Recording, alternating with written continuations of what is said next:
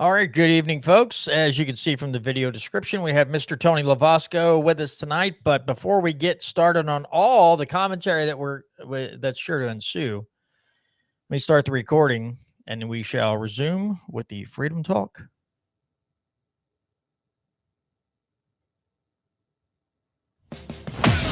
The Constitution isn't just a document.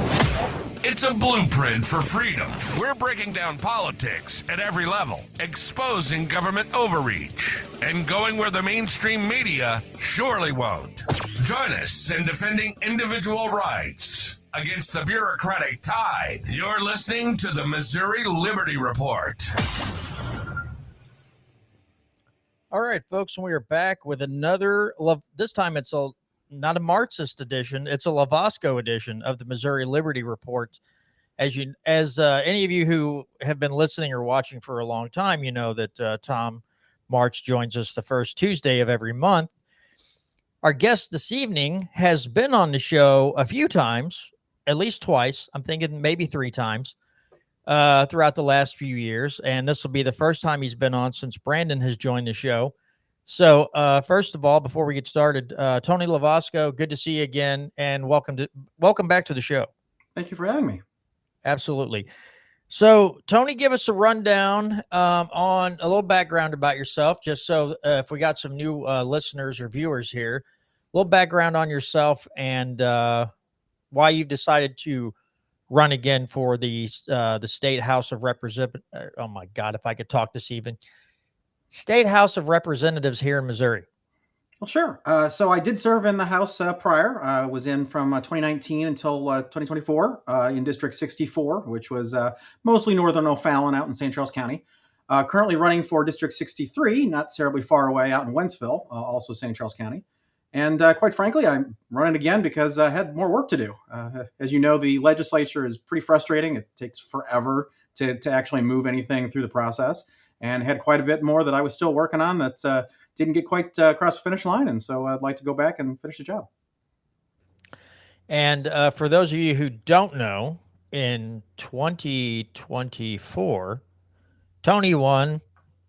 He got that granite plaque from the Lock and Smith Foundation for having the highest percentage of constitutional voting on the House side up in Jefferson City. So let's give him a little credit for that.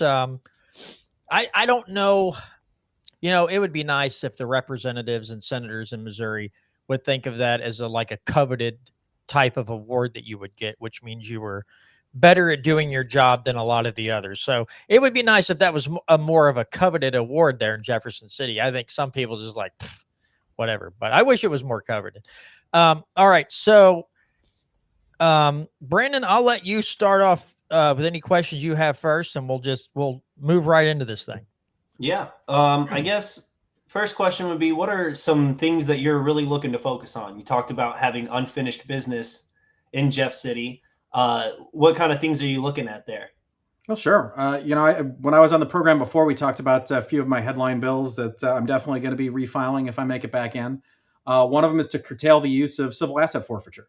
I think it's absolutely insane that government can take your property without convicting you of any kind of crime and basically tell you that the burden is on you to demonstrate that you're innocent in order to get it back.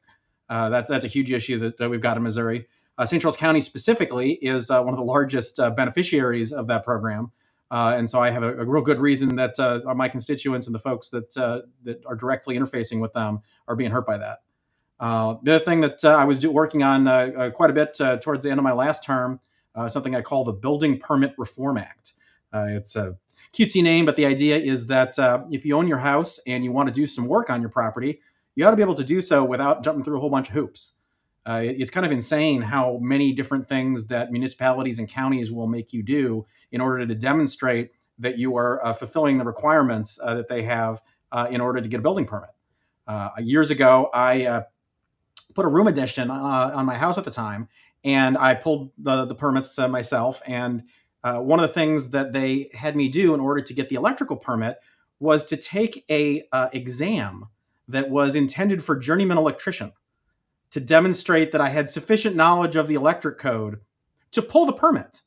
mind you, not because I hadn't failed an inspection or that something that in my design was catching their eye. Oh no, literally to install some outlets, I had to demonstrate a full knowledge of installing service entries, everything else that you would have if you're building a whole structure.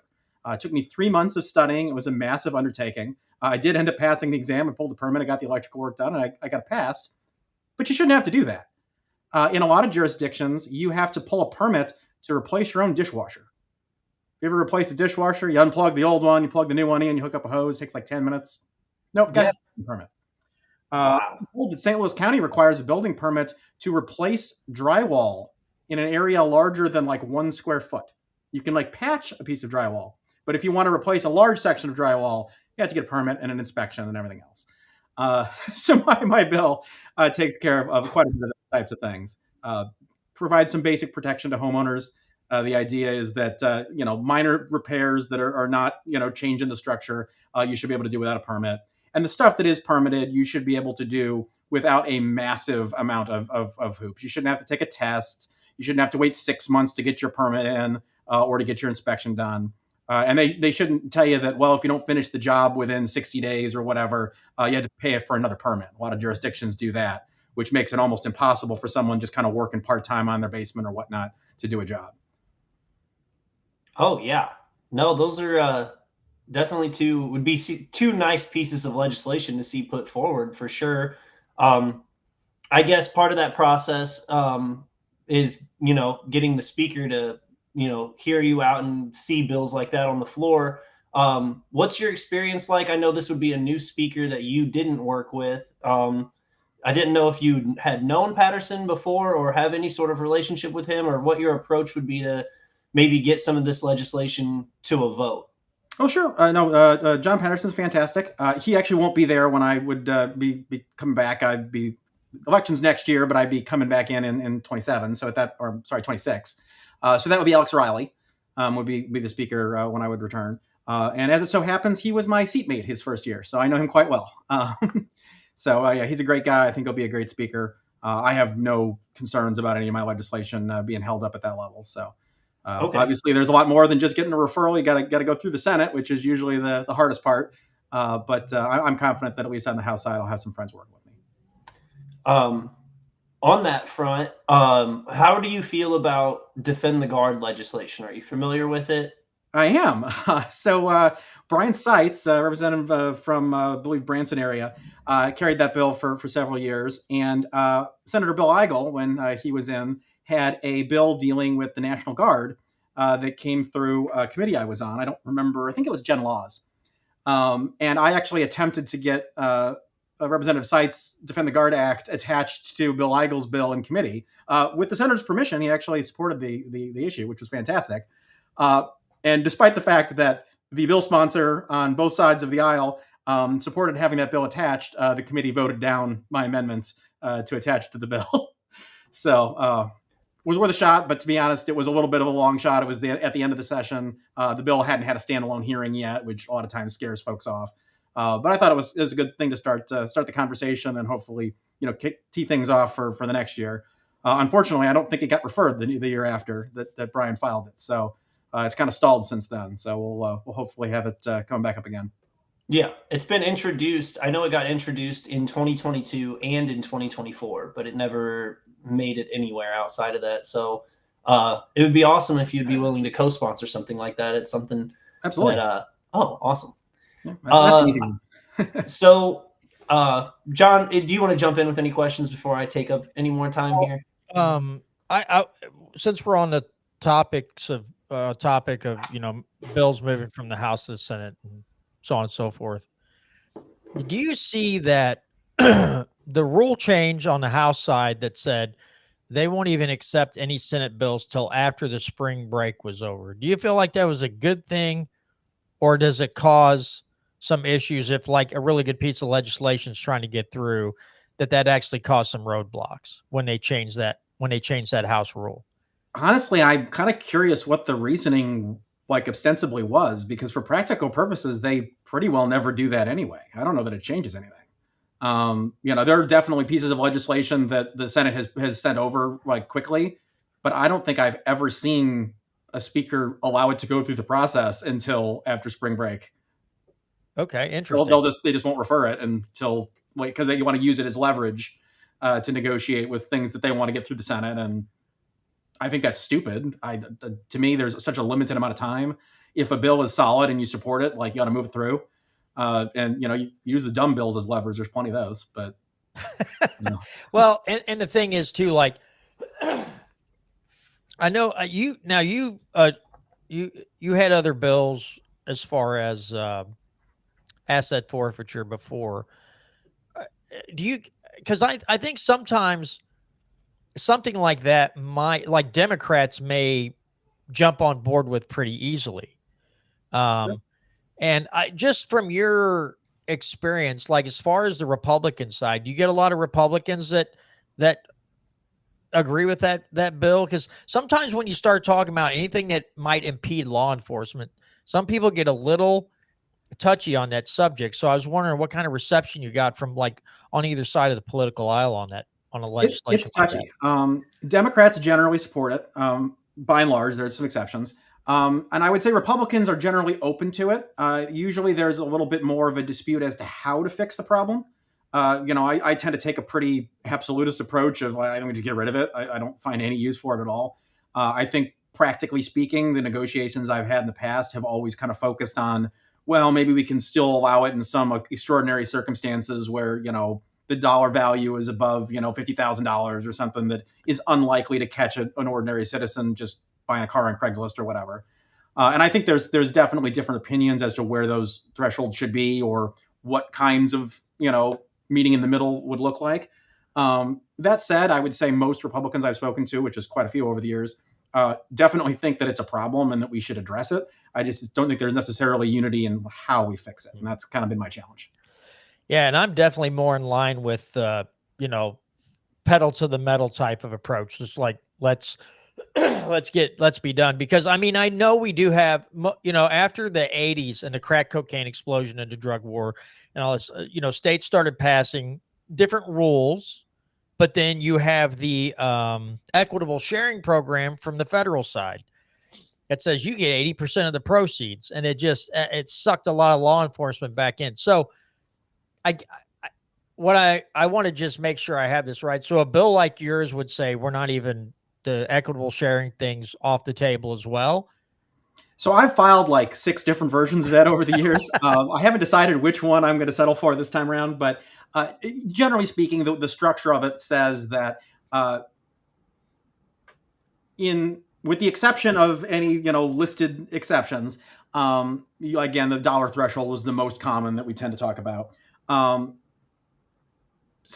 State law enforcement cannot transfer assets to the federal, transfer a case to the federal system for the purpose of equitable sharing. So they could still refer the case if the feds wanted to pick it up and prosecute for the drugs or whatever. They could do that, but they couldn't accept the money in return. And so of course that takes away that profit motive. Because as I'm sure you both know, Missouri law has some pretty decent due process protections for civil forfeiture. For practical purposes, the civil forfeiture proceeding can only happen after there's been a criminal conviction. And so at that point, well, they've already, proven beyond reasonable doubt that you did the thing. And now it's just a matter of whether or not the, assets were linked to that or not, which I'm fine with. If they convicted somebody of, drug running or murder or whatever, and they want to seize assets as part of their punishment after they've been convicted, sure, we can talk about that. That makes sense. My issue is when they're basically just saying, well, we're not even going to charge you with a crime. We just happen to think this is fishy and we're taking it, and too bad for you. And that's pretty common, unfortunately. Absolutely. Brandon. Big thing for me is the budget and the amount of spending that the state of Missouri does.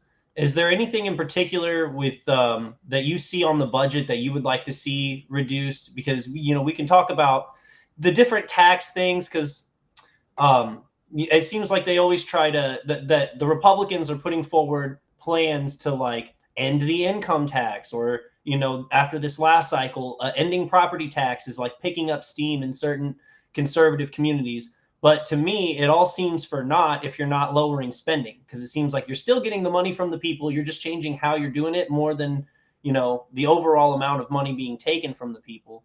So is there anything in the budget that you have seen or that you would like to see maybe looked at for possibly adjusting spending levels on different things?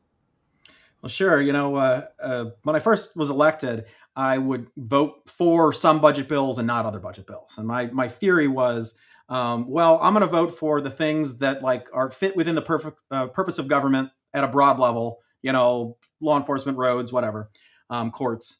And then I'll vote against the bills that has nothing to do with why government exists. Economic development or whatever. And I was kind of using that as my threshold.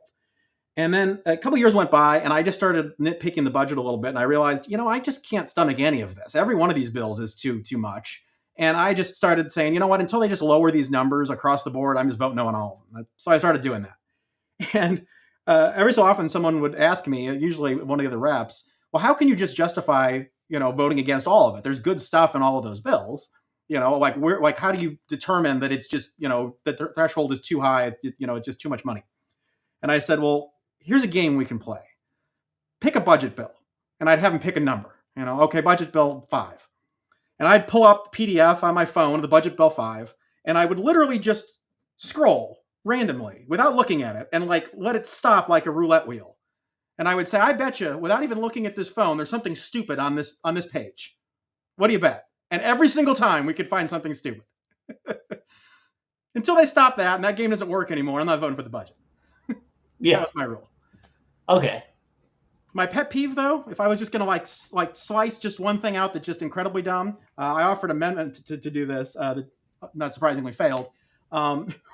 We give between $1 and $2 million every year to the Truman Presidential Library, which we do not own. The National Archives owns that. But apparently we decided to subsidize it for reasons. Just because. So, I don't know. It's one of the ones I always hated. All right. The library, it's a cool place to go, but they should pay for it. Yeah, it shouldn't be. If Missouri has no actual stake in it, there's no reason that we should be funding $1 million to $2 million of upkeep on it. No, absolutely. The argument is tourism, because I'm sure that those people spend so much at McDonald's on their lunch hour or whatever. That's gonna what? Yeah, all the tourism money brought in. Another thing that that Bryant Wolfen, who he came in right as you were going out, he was very open with us about the donor process and about the summer caucus. He explained it to us that he was brought in and he had to go table to table and introduce himself and meet with a bunch of different donors. And I'm not going to ask you to name names or say anything out of hand here, but have you had any experience with any sort of the HRCC or any sort of the Republican Party at all pushing you towards being more in line with donors and having you do any sort of meet and greet of that kind? No, I mean, I've gone to caucus before. I've only actually been to one summer caucus. Most of the years, it just doesn't make sense schedule wise. But there's differing views on that, and I think they're both valid. The thing that Bryant is almost certainly referencing is there's a kind of a tradition on the summer caucus where they will bring in freshmen to kind of meet the lobbyists, is the idea, and it's almost like a speed dating thing. And the lobbyists, I think, pay HRCC to get a seat on the one of the people that the reps can meet. And from the reps' perspective, it's a way to kind of break the ice, get relationships with people who may or may not ever donate to you. It's not, not intended as a hard sell kind of thing. But one of the things that, on one hand, I recognize that is pretty sleazy. It just doesn't look good. At the same time, ever since that they, changed the lobbyist gift thing, and they made it where, it used to be they could buy you coffee or whatever. And before that, there were no limits. And now they can't do anything. They can't even give you an ink pen without it being illegal. The reality is there's a lot fewer events to actually network with and talk to these folks. And, like it or not, they are a large source of campaign donations. And much more importantly, they're a large source of the intel in the building as far as getting legislation moved. If you've got a bill that you want to move, that you just it's a passion for you, something you care about, and you don't have a lobbyist that's working with you, it's a lot harder to get things through just because of the nature of the building. And, everyone's got a limited amount of time. And so having those kind of personal relationships where there's not necessarily a quid pro quo, it's literally just you're talking about baseball or whatever, is pretty important to actually like making things happen, getting things done. And I think HRCC in their blunt way is kind of attempting to repair some of that process, because a lot of people go a lot of years without really getting to know these folks that are working in the building every day. I know I certainly went probably 2 or 3 years before I had any real personal relationship with any of the lobbyists. But once I actually started kind of making those connections and learning the types of things that people focus on, I realized that on one hand, these are people that, a lot of cases are, major cause for bad legislation moving through. And they, plenty of times have torpedoed stuff that I really cared about, but it works the other way around as well. I've had people go to the mats for me on stuff that, they weren't getting paid for just because, they happened to think it was the right thing to do. And they had the connections and they were willing to do that for me. So, it cuts both ways. And I think that having ways that people can interact with and get to know these folks in a, non-coercive way is important. I do think HRCC is not the best vessel for that. I think anytime you're mixing donations, especially with a third-party organization like that, and any kind of social thing, there's going to be an implication that, it's pay to play. And I don't think that's the right way to go. Fair enough. I do want to ask you about, I know there's going to be a bill put forth. It's going to be SAPA 2.0. And I believe they're just literally eliminating the part of the language that the 8th District Court didn't like. I would assume that you would be on board with anything that would say we don't want local law enforcement enforcing, unconstitutional gun laws here in the state of Missouri. We're not going to help the feds, confiscate someone's guns because they have a federal case against them. I'm assuming that you would be all for that. Low hanging fruit. That's an easy one too. Right. Okay. Well, so let me ask you this. Since this will affect Missouri small businesses and farmers and everything else, and I've got to get in contact with somebody about writing an outline. I would love to see a bill, even though it would hurt my soul a little bit, to have something that says we're going to 10th Amendment what was put in the CR about basically all hemp products. Now, as much as it would pain me to have a bill that said, listen, we're not going to enforce this. We're going to go by the rules that are already in the revised statutes that we've set forth for hemp, but we are not going to enforce this federal ban on hemp products that are below whatever 0.4 milligrams per whatever, amount. What's your thought? I mean, is that something that could get done, that people would get behind? I know like the businesses would get behind it, but as far as legislators go, I just, with all the tariffs and everything else, it's like, God forbid, do we have to do something? We have to pass another law that's going to destroy a bunch of businesses. Yeah. What are your thoughts on something like that? I think it might be worth a try. I think that there's 2 difficulties you'd have to overcome there. Number one, before all of this, there was a pretty heated debate about, whether or not we ought to be able to refine, THC or other intoxicants out of hemp for various purposes. The debate over Delta 8 versus Delta 9 and all that. I'm sure you guys covered that when that debate was happening. And there wasn't really good consensus on that. My position from the start was let people make what they want, but don't let them sell it to kids. Shouldn't be in a gas station over the counter with, looking like a Skittles packet. Like all the examples that, they trotted out in committee. Like, yeah, that should already be illegal. As far as I'm concerned, that's pretty well fraud if you're pretending to be some company that you're not, to trick some kid into buying your non-candy, edibles.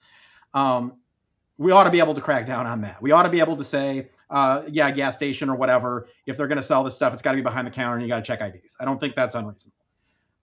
Do I think we should be driving entire sections of the market out of business because we're too lazy to regulate it? Absolutely not. And that's very much what the proponents of a lot of the legislation that was being pushed before were going for. And unfortunately, while it wasn't, a universal agreement, I do think there was probably more votes on that side of the fence than on mine. So I think we'd have to deal with that if we're going to try to 10th Amendment away that federal provision, which I think we could do. I think we're going to have to find a way to also make sure that we've got that age verification, or at least something to address that argument, or there's just not going to be the votes. But I think the bigger issue, quite frankly, I'm not sure it helps. I think by the time we could get something like that through, that provision, that the effective ban goes into effect end of next year. But, we would have to do it this next session, which I won't be a part of. But even imagine they were able to do that. I can't imagine any banking apparatus lending money or, allowing an organization to do that under that threat. It's one thing, to say, hey, well, I don't want my taxpayer money going to enforce that. Sure, I think everybody that is a 10th Amendment states' rights kind of person would agree. Would that actually save anybody's business? I'm not sure it would. I think a lot of these folks are going to find very quickly that they're just not going to be able to operate without insurance and without, financing. And then we're right back to the system that we, quite frankly, still have with the legal marijuana, where people are operating in cash and they can't have a bank account. And, it's not a great system, but at the very least, the feds are very clearly looking the other way on that issue, and people are able to function. I don't think it's quite the same with the hemp stuff, because there is so many players in the ironically legal marijuana industry that are pushing back on that. When you get the government and industry, big shots together, they tend to win. So I think they got to fix it on the federal side. And unfortunately, we don't have a whole lot of champions on that right now. So we'll see. I think Rand Paul's about it. He's the one that's bringing up this legislation. But since he's on the bad side of Donald Trump, then I don't know if that's he's going to get any traction out of that either. I don't want to go all federal on this. Yeah, your thoughts. I mean, really, your thoughts. Again, we see Kehoe pushing this effort for this next session to just getting rid of the income tax. And I know there are some folks who are really bent, and I don't disagree on getting rid of personal property tax. I think it's awful that you have to basically rent your property from the government every year, and that you can never truly own anything, because if you don't pay it, they take it away from you. But again, as Brandon said, the concerning thing is they don't seem interested in curtailing spending. So what do you see? Let's say that somehow the legislature says, all right, we're getting rid of the income tax. Now, a lot of people swear up and down, like Brownback and Kansas, when they pushed it, it just killed Kansas's, or killed the state of Kansas financially. I haven't done any research. It's just anytime you mention this to a Democrat, they lose their mind, like, oh, it just ruined Kansas when they did the same thing. I haven't dug into the financials, but let's say this passes. What do you see as far as the outcome of this? I see people like, this is going to ruin education. No, it won't. It comes out of the budget. It doesn't come from income tax, you nincompoops. I mean, it could. I know so much of the general revenue moves to education, but what do you see the outcome of this being if they would succeed in removing the income tax? How do you see this playing out? I don't think it'll be dramatic either way. I do think it will help, bring some business into the state, get some, wealthy folks to maybe retire here or whatever. I mean, there's good reasons, economically to eliminate the income tax. I don't think that there's going to be a massive change in overall receipts at the end of it, because granted, I haven't seen Kehoe's plan. I don't know that anyone has yet. But pretty much everything that we're hearing is that it's going to be another one of those where, well, we're phasing it out over time as certain triggers are met. And so as the economic activity grows and we're getting money from other sources and blah, blah, blah, like once you hit those numbers, then it drops in another half point until it gets to zero. Which means by the time it actually gets to zero, well, we're paying for stuff anyway. So we're not really forced to reduce spending, although I completely agree with Brandon that we need to do that. But that's not a negotiable as far as I'm concerned. But I think, that eliminates the likelihood of any Kansas style situation where, we're going to immediately have a loss in revenue, and, we're still spending like drunken sailors. And so that doesn't balance. Like, I don't think that's a concern. But I think the other side is also true, which is that when you phase it out over time, you're not going to have a massive, boon in economic activity, because nobody gets excited about no income tax in 5 years, maybe, right? That's not going to change anybody's long-term plans. At best, it means that they're not going to rule us out down the line, but it's not going to really do anything right away. And by the time it actually would be into effect, well, more than likely, most people voting on it aren't going to be there anymore. And so it is a little anticlimactic. To your other point, though, personal property tax is definitely something a lot of people are passionate about. One of the things I'd love to see more discussion on is real property tax. It's awful to pay a few $100s a year to rent your truck or whatever, but like at the end of the day, you are using it on the public roads. It's not something that you're likely going to be keeping forever anyway. So the philosophical argument, I think, is even stronger on, people's homes. The idea that, the place that you reside and that, is your biggest asset and primary investment for most people could literally be taken from you because you don't pay bounty to the government. That's nuts. I had a bill specifically dealing with that said that they couldn't actually file a lien and foreclose on your house. They could only file a lien and, go to collections or otherwise, garnish your wages, that sort of thing. And then you maybe get the money if you sell the house or die, when it's transferred. Because I don't think anybody should be put out in the street because they didn't pay their taxes. I think that's just abhorrent. There's actually another couple versions of that bill that were filed after I left. So I'm glad to see that discussion is still happening. But unfortunately, I do think that most of the kind of industry money, as they say, in advocacy groups and conservative organizations, that sort of thing, they're all focused on the income tax.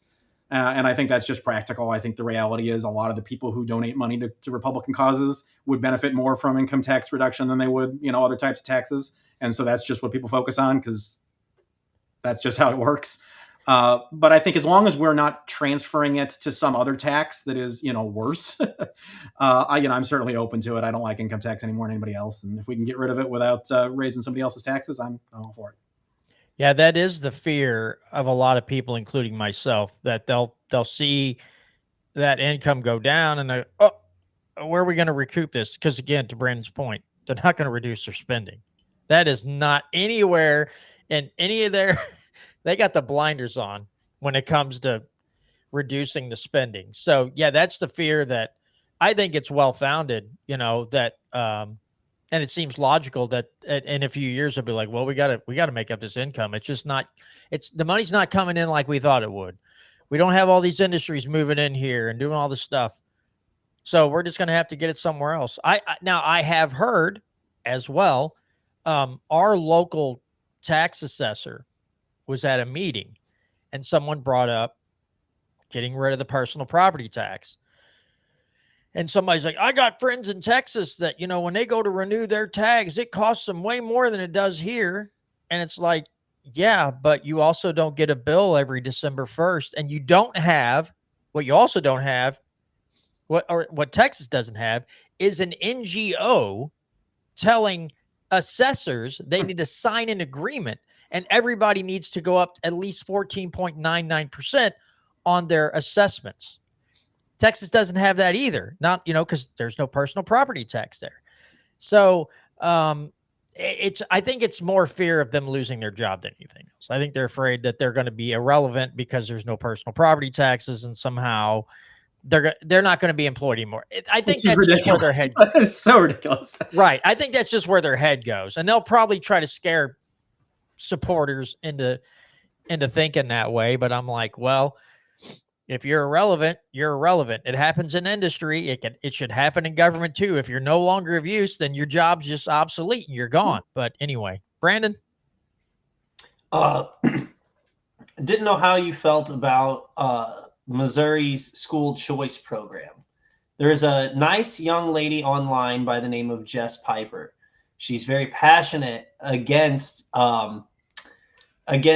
school choice, any kind of school choice, and giving any kind of parent the choice to send their kids and allow the money to follow the kid instead of going to the school despite the kid not going there anymore. So I didn't know if you had any opinions on it or if you had any tweaks or modifications you'd like to see to the way it's currently being implemented in Missouri. Well, sure. I think that there's a lot of facets to that. I think anything we can do that breaks up the monopoly and the power structure of the government-run school system is incredibly important. I think not only do they make up a massive amount of the bureaucracy and tax waste that we see. We talk about property tax. You look at your real estate property tax bill, and 90% of it in most areas goes to that school district, whether or not you're actually getting any benefit from it or not. That's a massive problem by itself. And then we start looking at the amount of influence that the school districts and their administration hold over elected officials, over the state legislature. There's a lot of issues that come into play there. And so anything we can do to give people options, to have some competition and have some, just generally people questioning this kind of, entrenched system, I think is positive. Do I think that there's problems with a lot of the school choice mechanisms that we have used? Yeah, I think that, by virtue of the fact that we do have a political process in the legislature and compromises have to be made, you're going to get something that is going to be less than perfect, pretty well guaranteed, or you're not going to get passed. I'm not a huge fan of the, concept of using the, general revenue to fund the scholarship programs, for example. I'll certainly vote for it because, again, I think the end goal is worth it. But I think that it's probably not the greatest precedent to set that we're going to, basically divert money that we're collecting statewide to, individual districts that you're ending up going to get those scholarships, which is quite frankly the problem with the foundation formula to begin with, is that, I don't see any benefit from the state collecting money from somebody in St. Charles County and sending it to Belton across the state. Like that's not useful. Anytime you can, make use of that tax revenue as close to where it was collected as possible, the better. That being said, I think that the reality is you're never going to have a good school choice system if you don't make compromises like that. And I think that is the, blunt instrument that we've got available at the time. And if that's what we got votes for, then I'm for it. I think we need to do whatever we can. Yeah. I know John mentioned the SEPA bill.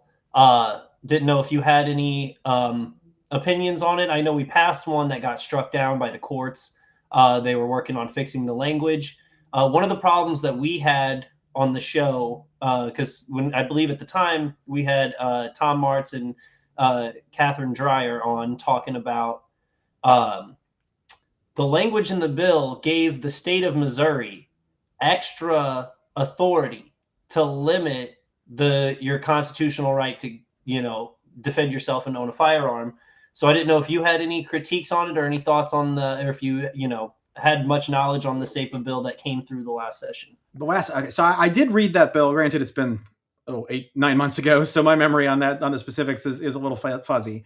I know that the main controversy that a lot of folks had was that it, in a lot of cases, ostensibly prevented law enforcement from, seizing weapons in conditions where they believed that, it was used as in a commission of a crime.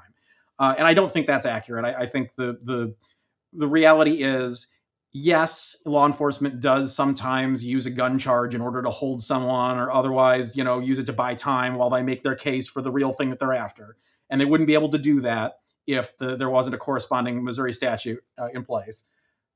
And quite frankly, I don't have a problem with that. I think it goes right back to the asset forfeiture and that conversation from before, which is we ought to say that Missouri's laws take precedence and that if it is not in our statutes, you don't get to do it. I don't think that just because that law enforcement or a prosecutor might say, well, it makes our job harder if we don't have this tool in our tool belt. Okay, then go to the legislature and we can add that to the tool belt if it's something that you really need. But you shouldn't be able to just bypass state law by going to the feds and say, oh, well, they make it easier for us. There's less paperwork. And so, we don't have those protections anymore. I think that was the main, dispute as I saw it. As far as whether or not that it, goes too far the other direction and, gives the state powers that they didn't otherwise have. That wasn't my reading initially, but honestly, I wasn't looking for that when I first read it. So I will have to revisit that. I will say one of the major problems with the original SEPA that I voted on is that it does heavily rely on Missouri statute as its justification. And the whole argument behind it that Missouri law should take precedence is only as good as Missouri statute. And a lot of Missouri statute just point to federal law. So it's kind of a circular argument where, so for example, it is not a specific Missouri crime to possess a fully automatic weapon. It's a crime to possess a fully automatic weapon in contrast to federal law, which means if the federal law decides to change, all of a sudden now Missouri's law instantly updates to match it. We should not be doing that. If we just determine something is a crime or is not a crime, we should write that down. It should be specific. It should not like automatically update when the feds on a whim decide to add something to an omnibus bill. And I think that's SAPA's biggest weakness, is that it doesn't fix that aspect of things. And quite frankly, if enough states end up passing similar laws like SAPA and they are, upheld, well, that's the first thing a Democratic administration is going to, do, is they're just going to change the federal laws to then matriculate that down automatically to all the states without having to lobby separately. And we don't want to make that easier for them. Yeah, I think if I can't remember the exact language. So there were like two different SAPA bills. One of them said that basically Missourians agreed or gave the power to the state to regulate the sale, transport, other things of ammunition, firearms, and all this stuff. And it's like, when did they do that? When did all the Missourians get together and vote? They gave the state the right to regulate all these things. Like, they never did.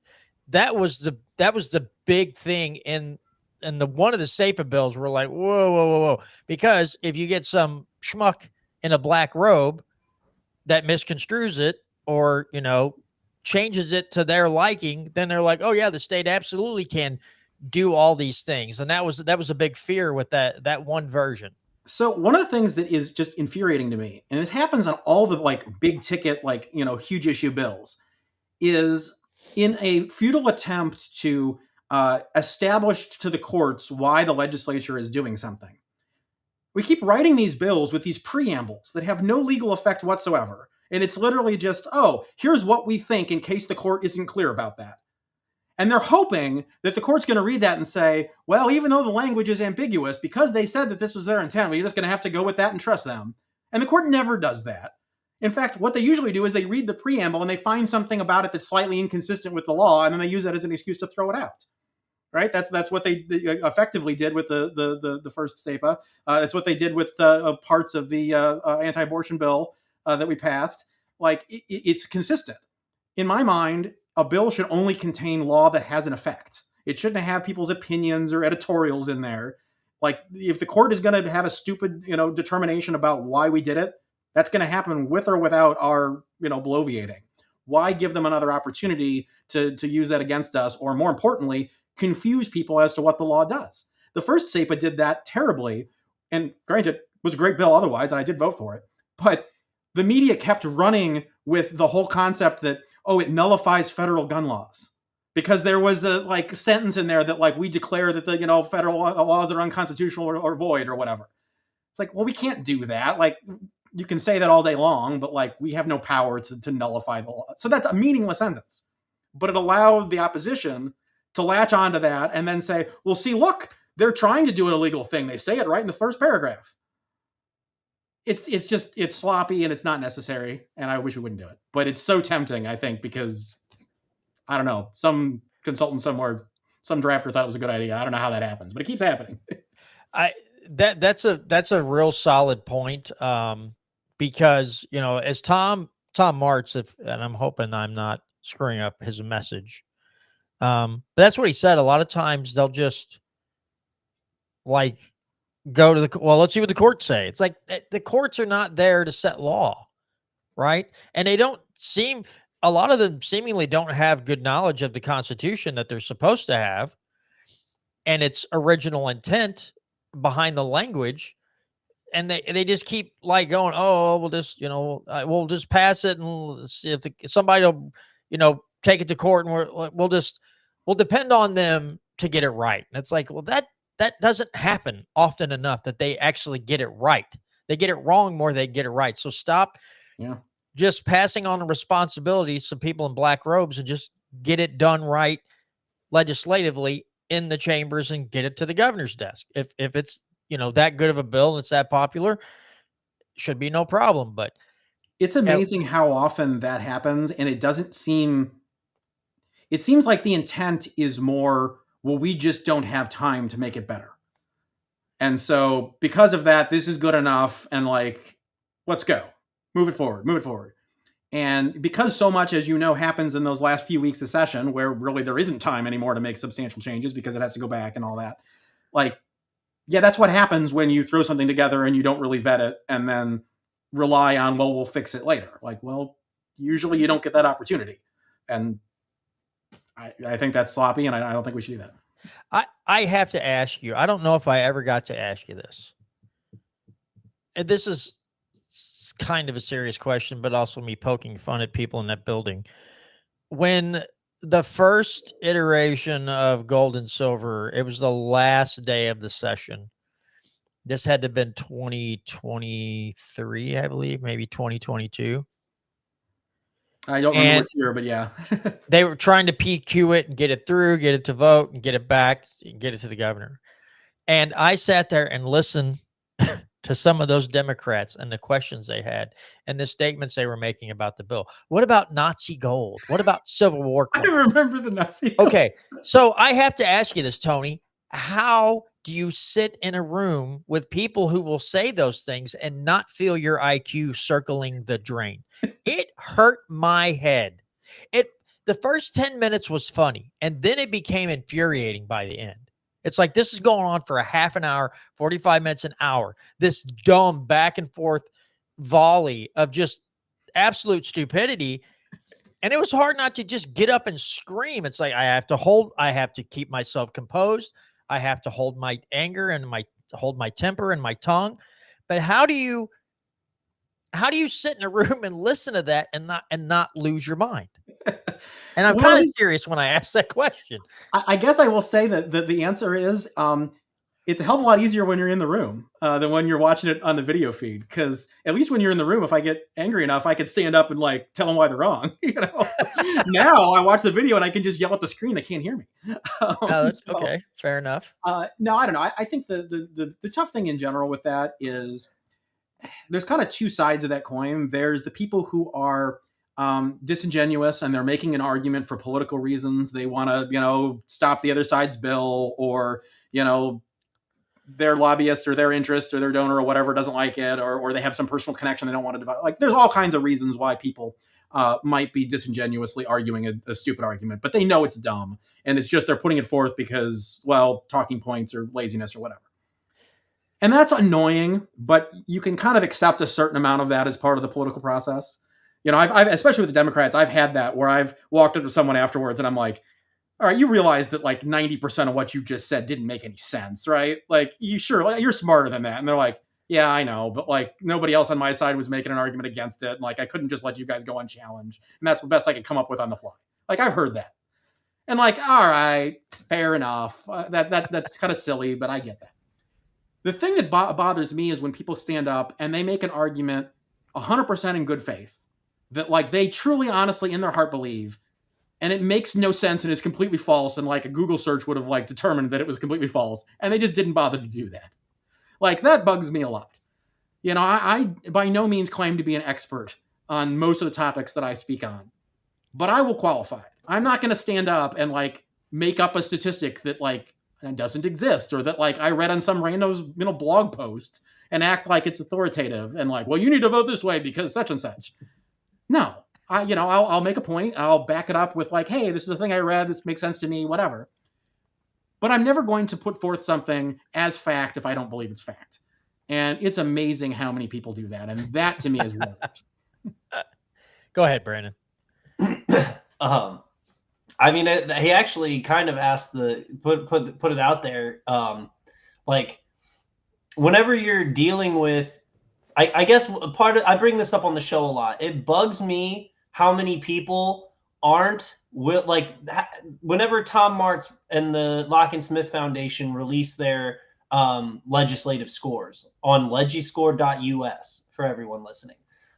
When they release that, it always blows my mind how low everyone across the board scores on just being constitutional, despite the fact that they take an oath to that Constitution. And most of them don't know, not that it's a long, it's got a lot of subsections about miscellaneous things in there, and I understand that, but I'm talking about like the basics, like the core of creating legislation that follows the Constitution. Is it not surprising how many people both don't know and don't care about the Constitution? And I guess when you're having like the floor debates, how much, like, when you make these kinds of arguments, like constitutional arguments, how much from the Republican side do you get support both on the record and off? It depends on the issue. There are definitely issues in which I have heard, off the record, yeah, you're completely right, but like, I don't care.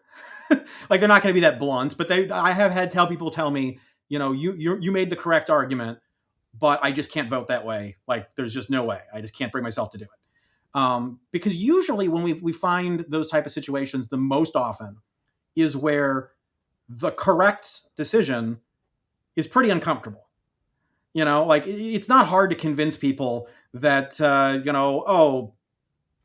this tax credit program, it didn't properly follow the notice requirements and, therefore it's a special law or whatever. Like, the reality is most people aren't thinking that much through. But like, if you can make a solid argument that something is just going to get thrown out by the courts anyway, people will listen, right? That's not usually tough. What's tough is when you've got a bill that like has a title of like, Save the Orphans and the Puppies Act. And, it's got a bunch of stuff in there about, how everyone, can only have purple mailboxes on Sundays and you got to repaint it every Monday or something. Like, it's something that's just blatantly not within the power and structure of government to mandate. They'll say, well, yeah, this is insane. It's just stupid. But like, I can't vote against that puppy act. Like, we'll have to fix it in the Senate. Like, it'll be all right. It's never going to become law. Like, the number of times I've heard that where I'm arguing against something and people will tell me, yeah, you're right, but I can't be on the record voting against this good thing because that's going to hurt me bad when I know that like this is never going to make it through the Senate anyway. And so I'm just going to vote for it, or maybe I'll just use the restroom at the right time and miss the vote. But they're not going to vote against it because they know it's dead anyway, right? Well, you know how many times like later on it comes to find out, no, it's not actually dead and it becomes law? Many times. Because yeah, that particular bill might be dead. But then the bill sponsor goes to a senator and he's like, hey, can you tack this on, an omnibus bill on your side of the thing? It passed the House. There was only a couple no votes. Everybody's fine with it. And the senator's like, okay, and they don't read it or whatever, or, they didn't care about it, or they never heard that argument, so they never occurred to them that there'd be a problem. And then they tack it on the bill, and all of a sudden, now it's back over in the House, and the argument doesn't change. In fact, it gets worse because they probably added some more good stuff to that bill over in the Senate. And now it's even harder to vote against it. Yeah. We talk about single subject bills and like, what's the fix for it, and it's tough. I think no matter what you do, there's still that political element of people are going to have to be willing to take a hard vote because it's the right vote. And if you don't have people that are willing to do that, you're going to have bad laws. But just, So do you think that, because this just always drove me crazy. This part of the story is that you were a 3-term congressman, an incumbent, and had just won the Lock and Smith Foundation. Like, you were the most constitutional member of the House. And then you get ousted in a primary. I've always wanted to know, like, kind of what the story was there. Like, cause it just, as an incumbent, seemed it would give you a leg up. And then also being extremely constitutional would be a leg up. And so I part of me is just wondering what happened in that primary. Okay. So it's multifaceted. The short version, my opponent worked very, very hard, and not that I didn't, but it does help when you're not working a full-time job like I was. And, juggling that is the reality of the world. You don't have as much time to campaign. But quite frankly, the main reason I lost is exactly the situation that I was describing, which is I took some votes on principle that were able to be characterized as something that they were not. Specifically, there was 2 votes that I know that she hit me pretty hard on in the mailers, which was dealing with the transgender bills, prohibiting transgender participation in sports and in school, as well as the prohibiting transgender procedures for minors. And there were multiple versions of those bills that were moving through the process. And I sat on Gen Laws, the committee that heard those bills, and I had some serious problems with some provisions in some of the versions of those bills. And I lobbied and attempted to negotiate those changes to be made, and was unsuccessful. The bill sponsor was able to find the votes elsewhere, that they didn't need me. And I had told them in negotiations that, hey, if we are not going to have a situation in which some kid that's already on hormones doesn't have some path to be weaned off of them, like I'm not voting for a bill that's going to tell some, poor kid that's already been abused and has already been subject to all this nonsense that like, oh yeah, you have to stop your medication tomorrow, whether or not it's going to like, throw your body into a tizzy or not. Like if we're not going to have some mechanism which they, they can come off that naturally where it's not going to hurt them, I'm not voting for that bill. Like the whole point is to help kids, not to hurt them. And, they didn't need my vote. At the end of the day, they got the vote elsewhere. And I told them, look, I'm not voting for it if it's in there, and I was going to keep my word. So I didn't. Ultimately, that bill didn't go anywhere, right? The bill that did come up was from the Senate, didn't have the provision that was problematic. I voted for that, no problem, right? Well, my opponent didn't mention that part, that I voted for the bills that actually got signed into law. Oh no, it's because I failed to vote for the bill that had problems that I was attempting to make better. That makes me a liberal Democrat, right? And that's how the game works. They take a principled stance and they use it against you. And people see that, and they see people like me who had a negative consequence for a principled stance. And then when it comes time for them to take a hard vote, guess what? They're probably not going to take that hard vote because they're going to, oh, look what they did to that guy, right? It makes it worse and worse each cycle. Man, it's hard. Like at the same time, yeah, we have people in the legislature that vote with the Democrats about as often as they vote with the Republicans, right? They're very moderate. And perhaps there's an argument that, you're really barely meeting that requirement of being a Republican. And maybe the primary challenge in those cases does make sense. But you have to actually talk about issues that are core to the conservative, libertarian, small government philosophy, and not a disagreement on one particular, clause in a bill.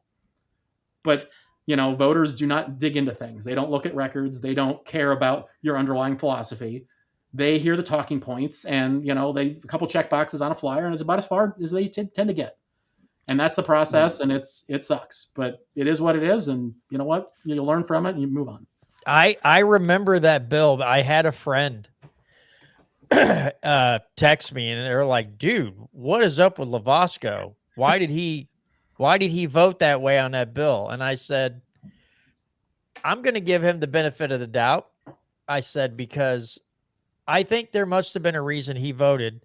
And I actually texted you, and within an hour you responded, told me why. And I was like, and it was that. Like, what are we doing with kids that are already in the process? Are we just going to cut them off without knowing, what medical harm it could do? I was like, that's perfectly reasonable. I texted my friend back, and they're like, oh, okay, cool. Right. And they were like, oh, that makes perfect sense. And I'm like, yeah, I was like, let's not. What was that? Water boy cut his freaking head off. Like, I didn't want to go there right away. Well, it's like, let's get some reasoning behind it, and then we can go from there. So I was glad that everybody was, got a good explanation. So and I think that's just it on most of these issues. Like anytime you take a quote unquote hard vote, if you're principled and you have a philosophy that like is backing up that voting, you can explain it. People understand. The problem is you don't necessarily always have an opportunity to explain. Like that is the challenge. And people ask me like, well, why didn't you get up on the floor and explain your vote? Like, well, because I'm being live streamed. This is a sensitive issue. If I say one wrong word, that's going to get replayed tens of thousands of times. And if I get 100% right, like 4 people will see it, right? Yeah. Which is interesting because I did kind of explain a lot of that in committee, in open, and nobody noticed, nobody cared, right? Yeah. Like before it ever got to that vote, I explained my position on it. And so it's frustrating because so much of the process is just kind of making people pay attention to what you want them to pay attention to for the really short window that you got their attention span. Mm-hmm. And there's only so much you can do with that. And the real skill is making the most of that. So. Yeah, I mean that's like you said. That's frustrating to hear, just as an outsider. Just that, because we talk about we place as much blame, not as much, but we put a decent amount of blame on this show on the voters and the people and their lack of knowledge sometimes for why why our political system works the way it does.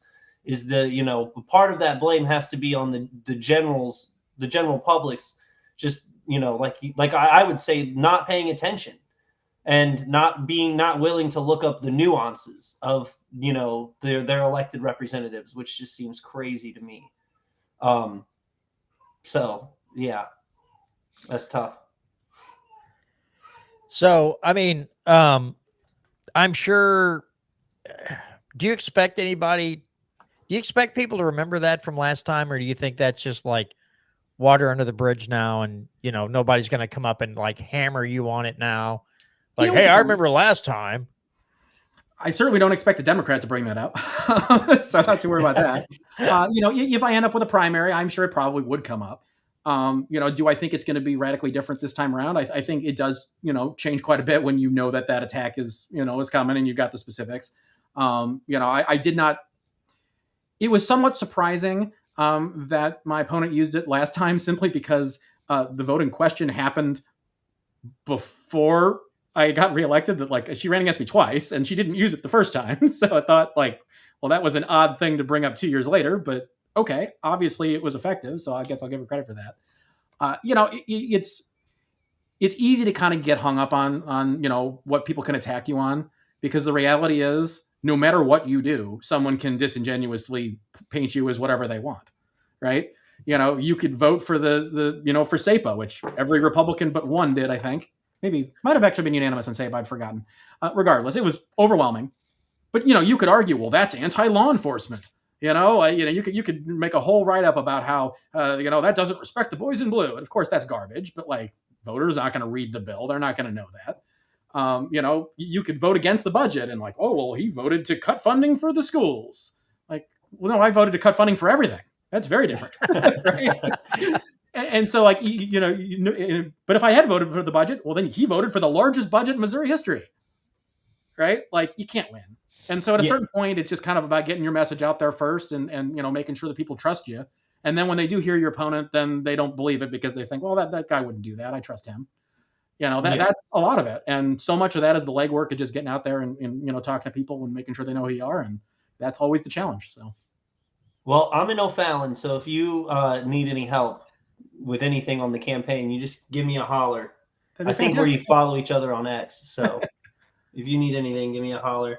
I guess kind of off of that last point, what do you think? Like, do you see any positive change in the culture, maybe leaning towards a more informed public on these kinds of things? And do you see like any sort of strategy maybe towards just changing like the voter mind state in general?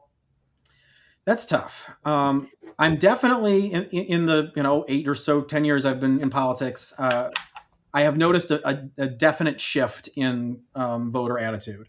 I would not say it's positive. It's just different.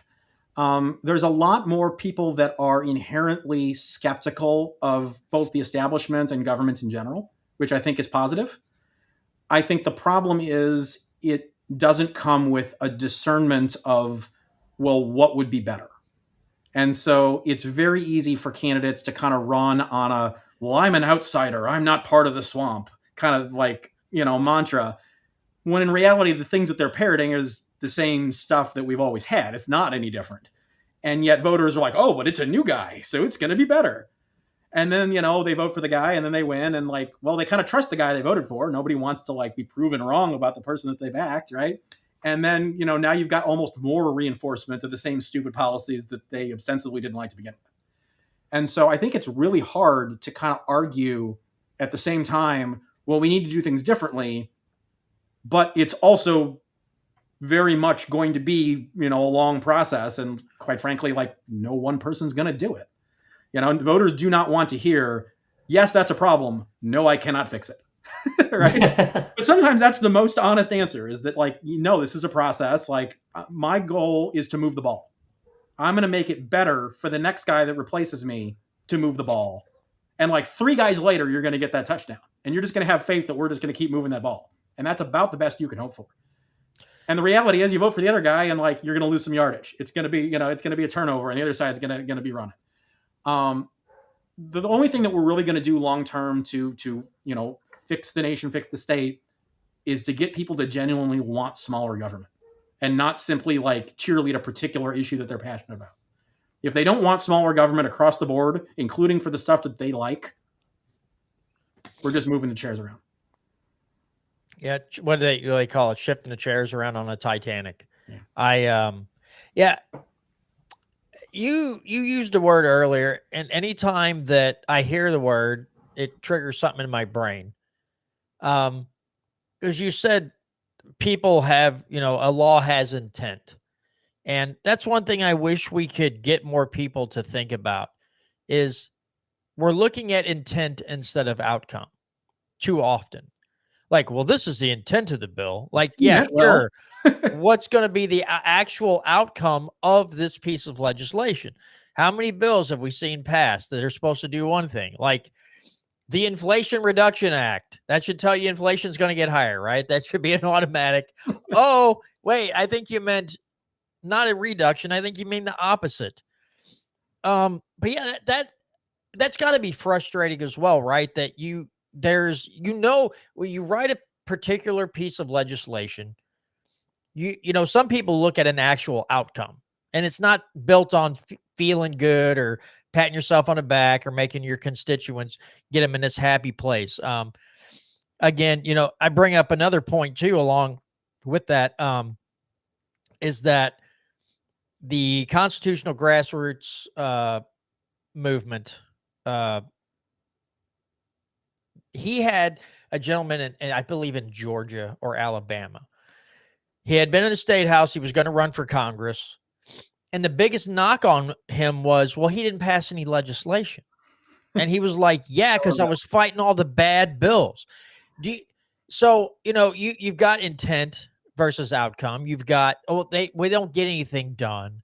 They didn't get any bills passed and things like that. I mean, it's hard, I imagine, because I've never run for a political office, but how you speak to that when you're speaking to constituents and they might ask you about a certain topic, instead of saying, oh, yes, I'm going to go up there and do this.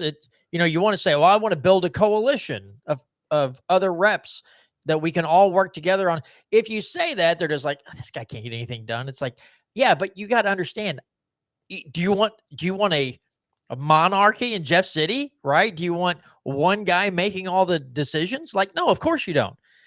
Look at, same way with the legislative process. So all those things have to be highly frustrating when you're trying to talk to your constituents and lay out like why things didn't get done or why you didn't get any bills to pass this year. It's like there's so many variables and there were so many things you have to fight through. So do you see that? Like when you're in office before, you might have someone approach you about a certain topic. I mean, how do you lay out to them and explain to them why things maybe didn't go the way that you wanted them to go?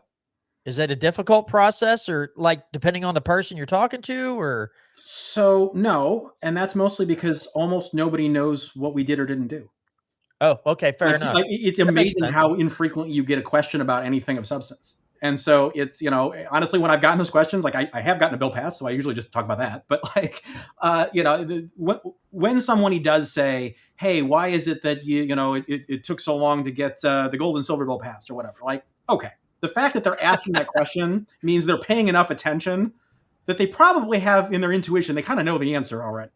So it's really not hard to be honest with them and explain the process because this is someone who is, in enough that even if they're not tracking everything we do, they kind of know how things work. The average person that, you knock on somebody's door and like, hey, do you got any concerns about Jeff City? They talk about high taxes. They talk about MoDOT not plowing the roads. They talk about something like, that the news was talking about. What are you going to do about the illegal immigrants? Things that may or may not have any bearing on what the legislature can actually do. And usually that's the case. The joke that I've made a few times has been before I ran for state rep years ago, I ran for county council. And when I would door knock for county council, everybody would ask me about state level issues. They'd ask me about like abortion or guns and all that stuff that like the county has no positions on. And it's like, I could tell them, well, yeah, I'm pro-life. I'm pro-gun, blah, blah, blah. And they would like that. But like, I can't do anything about that here. And then I ran for state rep and people would be like, when are you going to put in that stop sign down the street? Could I ask this before when I was, it's kind of one of those that it's whatever people are passionate about at that moment that they ask about. The feeling is much more, well, why is government failing us? Not why did that bill not pass? And, that's an easy one. That, quite frankly, it's because we keep sending people in that want government to be bigger. They're paid for by donors who want government to be bigger. And they're voted for by, constituents that want government to be bigger. Not surprising that you get a bigger government as a result of it. Yeah, pretty easy. Well, it harkens back. I completely dropped the ball this year. I wanted to have, and I screwed the pooch so big. I wanted to have a Coolidge Day because I know the Republican Party has like Lincoln Days and stuff. I wanted to do a Coolidge Day, and I have already set notes to call the Parks and Rec here in Owensville to say when in April or May is the big pavilion open? How much does it cost to rent the pavilion for this day? And I'm already, but when I think about Coolidge, that's one of the things Coolidge said. Sometimes the fight is just in defeating bad legislation. It's not always about writing another bill, writing another law. Sometimes your efforts are, let's just kill every crappy thing. I'll do everything in my power to kill every crappy bill. So we may not gain any freedom, but we're also not losing anymore. We're not getting taxed more or whatever. I just wish people would get that in their heads. Like, can you just let's focus on killing bad bills for a little while, and just fighting against what seems an overwhelming push to just screw up everything they can touch and get their hands on. So I think that's kind of a positive thing if you just go up and say, listen, I may not get any bills passed, but I guarantee you I will fight against every stupid thing that comes through, which is a lot. I mean, it was December 1st and there were over 1,000 bills already pre-filed, which is bananas. But let me ask you, if I don't have any geriatric moments and I get the Coolidge Day set up, because I'm going to look for speakers, would you be interested in coming to a Coolidge Day event here in Owensville and speaking about good governance? Well, absolutely. And you know Okay, what? cool. I can tell you, I happen to love the idea, and I can prove it because I have the domain coolidgeday.com. That was the name of my fundraisers for several years. No. Yeah, it redirects to my website now, but yeah. Okay, So well, then I'm you're 100% definitely going to have to if I be a can make it, I'll speaker be there. Okay, we definitely have to get that set up and have you as a speaker there. Yeah, I will try tremendously hard not to screw that up again. I let it slip right through the cracks, and I don't know what my problem was, but so I don't know how much I haven't even really read. There's a huge, I want to say kind of a fight about this whole Amendment 3 that's going to be on a ballot on abortion. There are some pro-lifers who are like, do not vote for this. It's horrible. And you have other pro-lifers who are like, this is great. This is effective. But a lot of people are like, there's a whole bunch of holes that you can put your fist through in this amendment. What are your thoughts on Amendment 3? Just on the little bit of knowledge that I have on it. What are your thoughts on this Amendment 3? I mean, I would say it is kind of horrible, but you should vote for it anyway. The reality is we lost. We had a pretty decent law in place with HB 126 that I voted for when I was in office. And the initiative process didn't get fixed. And as everyone predicted, it was used to then, put something in the Constitution that is pretty awful, that has almost no limitations whatsoever for practical purposes. And Amendment 3, as it is now, is the best we've got. Like, we don't have another choice. Whether or not it should have been drafted differently, you can make that argument. You can make the argument there's too many exceptions or that it's not written well and therefore the courts are going to end up, throwing it back at us anyway. I think there's some arguments there. It doesn't matter. We're not going to get another bite at that apple. It's going on the ballot. If this fails, abortion will be in the Constitution and they'll have a free-for-all. And that's not acceptable. And so whether or not you think that we should have gone farther or it needs to be tweaked or whatever, too bad. At this point, it is what it is. Would I have voted for it if I was in? Probably, based on the reality that I don't think anything that was stronger is going to be able to pass either the legislature or the ballot box. Because everyone keeps forgetting, something that is, 130% pro-life is not going to pass. The Missouri voters will reject that. And then we're going to be right back to unfettered abortion for all. And so the reality is you got to take a win where you can get it. And we have already taken a pretty big loss. And we're not, if this was a discussion we were having 10 years ago, I think it would have been a much different discussion. but we are where we are, and it's got to pass. Well, and that brings another topic to mind, because IP reform has been this hot topic over the last several years. And there's been, now again, I wasn't a fan of how some of them were worded. And it's like, come on, guys. But the Senate side was horrible. Like they had a good one. It was a pretty good one. And then, second to last day, they just put a kibosh on it and walked out of the room and just adjourned. And it's like, what the heck's going on? There's all this fighting. And there's been, I don't know, probably 20,000 different variations of this IP reform, but coming to an agreement on the best way to do it. So, I know you were very well knowledged on some of those pieces of legislation while you were serving. But in your opinion, if you were going to get IP reform done, what do you think the best way to go about it? Because some people want, instead of this 50+1, like move it to 60%, but then also add in a percentage of House districts or whatever. In your mind, in your opinion, what's the best way to kind of fix this where it's not so damn easy to add something to the Constitution every time you turn around? So I think the version that's going on the ballot now is sufficient. I will vote for it. I am skeptical that it will pass because I think it doesn't have a sufficient amount of, upside. I think for the average voter might be a little bit confused about what it does.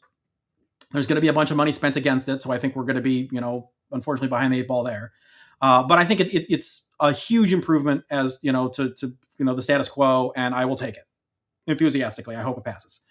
Was it the version that I would have preferred? No. I think the best plan, quite frankly, never really saw the light of day. And that was Bishop Davidson's bill from several years ago, or her HJR, that all it did was put a question to the voters, no ballot candy, no other unrelated stuff in there. All it did was, shall the Missouri Constitution require a 50% +1, or rather, it's at a majority, was the language, of the registered voters of Missouri. That was it. And that would pass overwhelmingly, because who's going to argue against that? But the reality is, if you do registered voters instead of, the population that votes, turnout matters as to whether or not the ballot issue passes, and most of them won't, because people are not going to come out, in droves to go vote for bingo or all the other stupid stuff that people have put in the Constitution. And so it would only get changed if there really is a broad consensus. I think it's perfect. It's simple. It's easy to understand. It's almost impossible to argue against, because how are you going to argue against a majority, changing the Constitution? That's all we're doing, right? If you don't bother to vote, even register to vote, I don't think you should really count. I thought it was brilliant, but unfortunately, a lot of people looked at that as, oh, well, you're just trying to trick the voters. That's not right, blah, blah, blah. And it never, I think it maybe got a hearing, but it never advanced. And I think it's a shame. I think that would have been a much more effective way of going about it. So I guess I'm confused a little bit. I thought, so it's not, it would mean that if a certain number of voters didn't turn out for the vote, like it had to reach a turnout threshold, or it was a registered, I guess I'm just kind of, because I figured only registered voters could vote. Yeah, the current process is, let's say there's what, 7-8 million people, something like that in Missouri now. If 1 million people vote, you need 500,001 in the affirmative, and the Constitution gets changed. However, if there are 7 million people in Missouri and there's, let's say, 4.5 million of them are registered voters, well, then you need 2.25 million +1 to change the Constitution. Okay. Yeah, you're going by total registered voters, not the turnout at the poll. Which, however, the ballot language would say, shall we require a majority of registered voters to change the Constitution? And everyone's going to read that and say, well, of course. Right? Yeah, it's brilliant. It solves the problem without disenfranchising anyone, because all it takes is more people to vote, and you got a consensus. You can still change the Constitution. So you still have that pathway for the really important issues that people believe the legislature has dropped the ball on. But then all the stuff that the special interests just want to like, buy their way in is not going to get that much turnout, and it'll fail.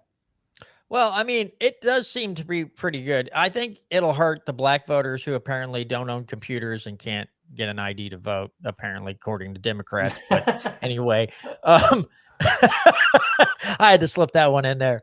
Dang, and that led me to another thing. Brandon, if you got something, because I had a question now, it slipped my mind. I had a question too that it would kind of slip my mind also. Usually we're better than this, Tony, I promise. Oh man. No, if you can remember yours first. I had something. Okay, I do. It relates to voting. There has been some push to go back to hand counting ballots instead of using whatever machinery to count. Where people are like, we need to go back to hand counting. I personally, I know we have this cult. We're in a culture now where we need the results right now. I don't care if it takes 3 days to go through and count, and they're like, this is who won. Cool. I don't need immediate gratification when it comes to voting. But your thoughts on the voting process? Would hand counting ballots be better than depending on machinery and computers to do it? So I agree. I don't really care how long it takes. I selfishly, I always like to know if I win or lose earlier. That's nice. Sure. But yeah, I agree. As long as it's correct. If it takes a few days, it takes a few days. Who cares? I would argue, though, that hand counting has a much larger possibility of being incorrect. I think using hand counting as we do currently as a verification is important. Having a perhaps higher threshold of spot checks to make sure that the tabulators are properly calibrated and are matching the results, absolutely.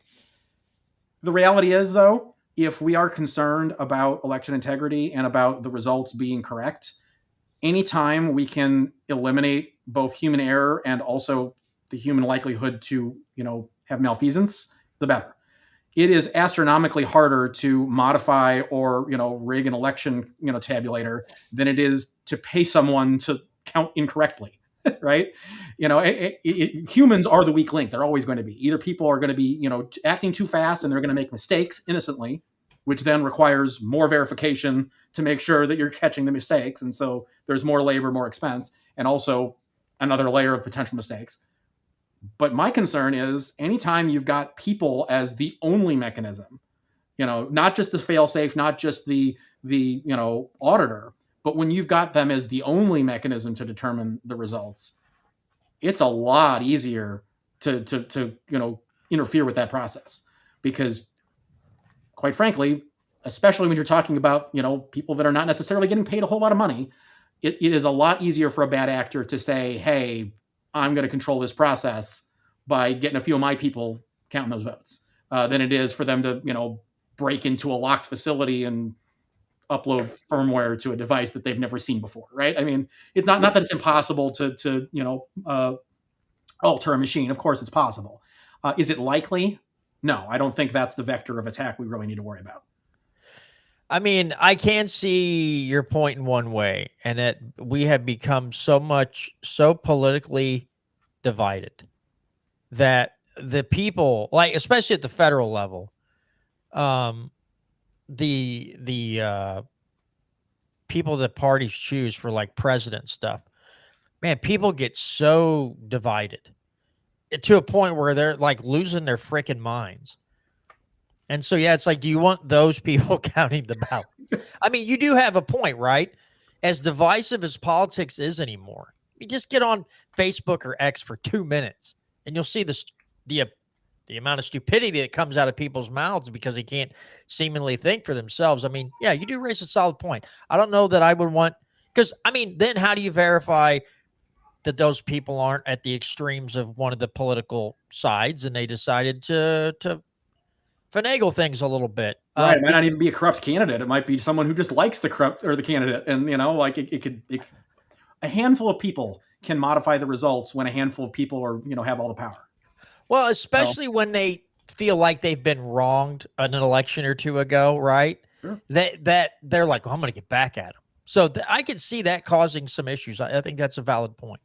Brandon, do you remember what you were going to I ask? did, and I wrote it right. down just to make sure I wouldn't forget it. Kind of a two-parter, I guess. With the they had two special sessions, as I'm sure you're well aware. One was there was the property tax. I guess the where the Senate kind of determined certain counties were going to get property tax relief and other counties weren't. The state ended up agreeing to subsidize new stadium projects for the Chiefs and the Royals, possibly the Cardinals as well, based on the language of the bill. And then you had redistricting during a non-census year.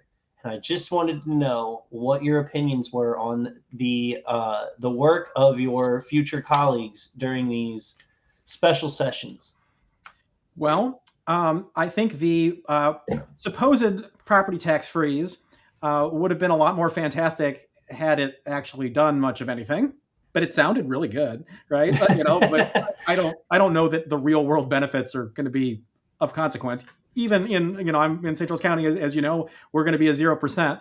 But the reality is, you look at the senior property tax freeze, which that was modeled after, and the reality is it's not really a freeze so much as it is a slowing of the growth, because it doesn't freeze the bond issues and all that make up a sizable amount of a lot of that. So was that worth the trade-off with the stadium subsidies and stuff? No. High on earth, we're considering the taxpayers being on the hook for any amount of private infrastructure spending is lunacy. I guess I'll give Governor Keough a lot of credit that if we were going to subsidize the stadium, I suppose his mechanism was pretty clever and probably the least objectionable of all of the eco-devo bills that I've seen come up. Would you mind elaborating what you mean by the mechanism? The more traditional thing that when they tend to do subsidies is a tax credit program where we're just gonna not charge you taxes on something in exchange for some theoretical gains in future economic activity that tend to never materialize. And my understanding, and granted I wasn't there for the debate, but I did read the bill and watch some of the coverage. This basically, kind of, if you're familiar with kind of like how TIFs work, it's a little bit like that, but at the state level, where they're kind of redirecting money that they would not have gotten anyway to reduce the bill. So in other words, there's the taxes that they are collecting in the stadium, rather than they go to Jeff City and they do their thing. It basically goes to offset the amount that they're getting back. I don't remember the exact mechanics of it, but theoretically, it's structured in a way that we're not going to lose money as a state, as far as we're not going to be giving them more of a subsidy than we would be making back in tax revenue. So in a revenue neutral sort of way, it sounds like, okay, you did the math reasonably well. I object to it on philosophical grounds. I don't think we should be choosing winners and losers. And to me, that's what we're doing. When we're saying that a certain business or class of business gets special tax treatment and other industries do not, you're picking winners and losers. And, of course, the retort to that is, oh, well, we're allowing all the sports teams to get this. Well, right, but how about Dairy Queen? Dairy Queen's not getting this. And, money is fungible and people are spending it one way or another. And if they're going to a ball game, they're maybe not shopping or going to Dairy Queen for lunch. And, it is going to change how economic activity happens. And anytime we're giving a leg up to a particular industry, it's almost always inappropriate. And so to me, that was the biggest issue. I really didn't care if it paid for itself or not, mathematically. Although I do think it probably does. I think, unlike previous tax plans, it's not a complete giveaway. It's just improper for other reasons. And then the redistricting thing, I would vote for it because, sure, why not? But it was dumb. We knew that one of two things would happen. Either the courts were going to throw it out because it was not a redistricting year, which we seem to have dodged that bullet. Yay. But the referendum that is effectively going to make it meaningless anyway, because the moment that they get those signatures, which it looks like they did, we're going to have to vote on it, which means it's not going to go into effect for this cycle, which means you're not going to keep the majority in Congress anyway. So okay, I guess it doesn't really hurt anything. So sure, why not? Let's take another fictitious Republican rep.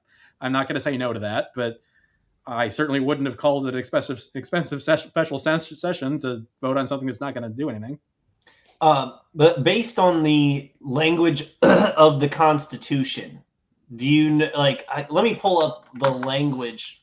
If you've got another question for him, while I'll look this up. But the language of the Constitution of the state of Missouri, I wouldn't say it's ambiguous. It says that, and I could be getting this wrong a little bit, but basically that it only you could interpret it almost two ways, where like the House is only allowed to make the change during the census year. I'll just have to pull it up, but yeah, if I remember, it says something to the effect of, the legislature shall, pass the maps or whatever within so many of the census. Like it says that they must do it after the census. It does not say they cannot do it any other time. And so the argument or the debate goes, in my understanding, is, well, does the legislature only have the powers that the Constitution explicitly outlines, or do they have all the powers that the Constitution doesn't say they can't do? Right? And that's a little tougher because Missouri's Constitution is terrible and is, 200 something pages and like contradicts itself several times. And really, unlike the federal Constitution, which is pretty fantastic, there isn't a concept of like enumerated powers in the state Missouri Constitution the way there is in the federal one. And so I think the argument, unfortunately, that the legislature has the power unless the Constitution restricts them is probably accurate. I think, the reality is the federal Constitution restricts them in enough ways that if we actually followed that Constitution, that would eliminate a good amount of what the legislature does. But I don't think the Missouri Constitution is particularly limiting because it is so broad in most cases. It quite frankly, almost every argument you could find something in the Constitution to support, and you'd probably be correct on both sides of it. So. Gotcha. So you would, I'm just not trying to paraphrase, I guess would be, but you're under the premise that if it's not explicitly stated in the Constitution that you can't do it, then generally the legislation has that power. I don't think it needs to be explicit. I think there are plenty of limiters that the Missouri Constitution has on the legislature that are not specific. However, if it isn't mentioned one way or the other, I think if we were to presume that the Missouri Constitution has to enumerate what powers the legislature can have, you would effectively make it impossible for them to do almost anything. Which, all right, I'm good with that. Like, not necessarily a downside, but I think it would be an incorrect interpretation of the current language to say that, okay, for example, it doesn't specify that the legislature may or may not propose amendments to the Missouri Constitution to address initiative petitions. Doesn't mention it at all. It does outline how the legislature can, propose amendments. But if we were to say, oh, well, because it doesn't say what categories of things the legislature may propose, well, they just can't propose anything until, like, at some point there's another convention and the convention adds those provisions. Right. Well, yeah, I guess you could read it that way, but that's kind of the dumbest way possible to read that, right? Like, I don't think that would be. And then you don't necessarily want to solve that by giving the legislature too broad of power within the Constitution. So I understand the other side of that argument. Because that is ultimately what happens, right? Like, you end up with a necessary and proper clause that basically invalidates all the restrictions if it's interpreted the wrong way. And so, yeah. One other thing, because this was mentioned earlier, I just wanted to get your quick opinion on it. You were talking about different ways of curtailing fraud in the voting system. What do you think of mail-in ballots and how successful were they in the 2020 election? I can't speak to like whether or not results were different. I probably not. I mean, certainly not in Missouri. I don't think there was any sizable amount of difference. We shouldn't have mail-in voting. there's almost no scenario that I can think of outside of perhaps, deployed military abroad in which we ought to be sending in ballots remotely. Voting is a important act that ought to be done with, reflection and consideration. It shouldn't be on a whim. It shouldn't be something that, you can do from your smartphone. It's one of the most important things that a citizen can do to, have an impact on their government and what, how their laws are structured. And the idea that we want to make it simple for someone who has made no efforts to actually be part of that process, simply because we feel like it's more fair that way, I think is a mistake. We shouldn't make it difficult to vote. We shouldn't be discouraging it in any kind of institutional way. I don't want people to have to go through some kind of obstacle course or, pay a poll tax or any of that.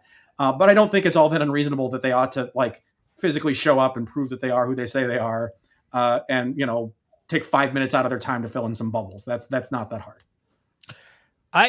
I've heard one thing. I'm not all about creating new laws all the time, but I've heard one thing that I don't necessarily disagree with, but I again, I don't want a piece of legislation passed.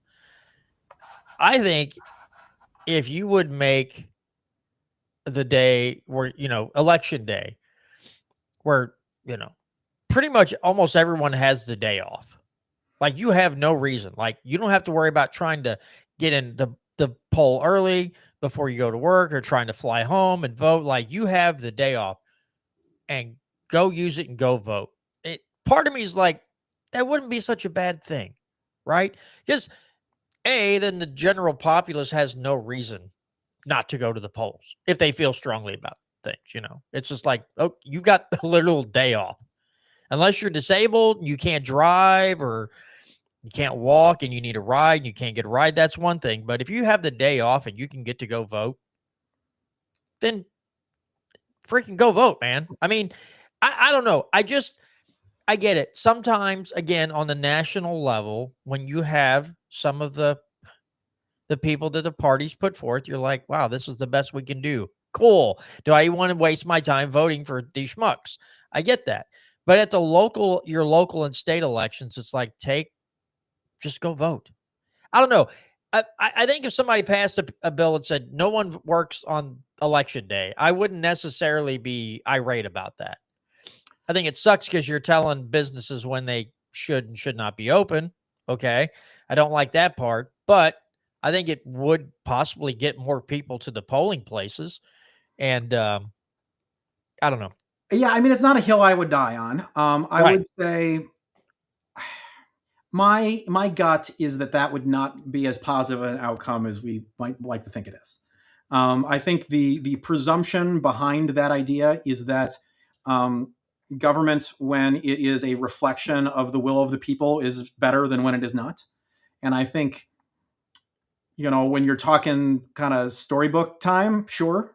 But I think the reality is, no, I feel like if we have more voter turnout and more people that are not vested in the process participating, you're probably going to have worse results for individual liberty, right? I mean, a great example, unintended consequence, the senior property tax freeze that we talked about.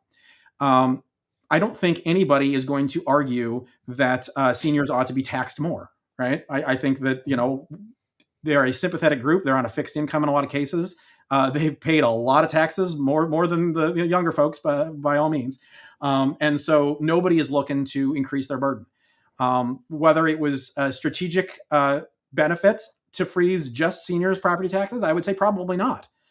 Because now we've got a situation in which the voting bloc that votes the most, right? Seniors have a much higher voter turnout than younger folks. Well, they've got a great incentive to vote yes on those property tax increases that aren't going to affect them. That's probably not positive for individual liberty, even though we cut taxes, which is positive for individual liberty, right? So how do you balance that?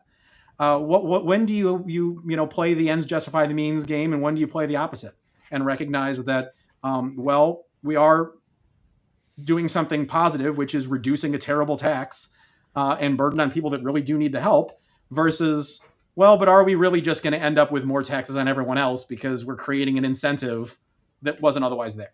And that's tough. I don't know how you measure that, but I think when it comes to voting in general, that comes into play a lot more than people will maybe admit. And it brings up a topic that really, really gets people worked up is if you ever bring up the fact that, like, listen, only landowners used to be able to vote, and that you get people fired up. But it's like, yes, That was but why. you didn't also incentivize people to vote for welfare for themselves, because you had to go out and work. You had to go out and do these things. Now, I'm not saying we need to go back to it. I'm just saying things were a lot different when there was no incentive at the ballot box I'm going to vote myself for more freebies. Nothing's free when it comes from the government, but that's the way they feel. Of course, they're going to show up and be like, yes, I would like to vote myself some more freebies. Caused us a lot of heartache. I know we'll never go back to that. I'm not saying that we necessarily should, even though I would like, as a social experiment, to see how that would go.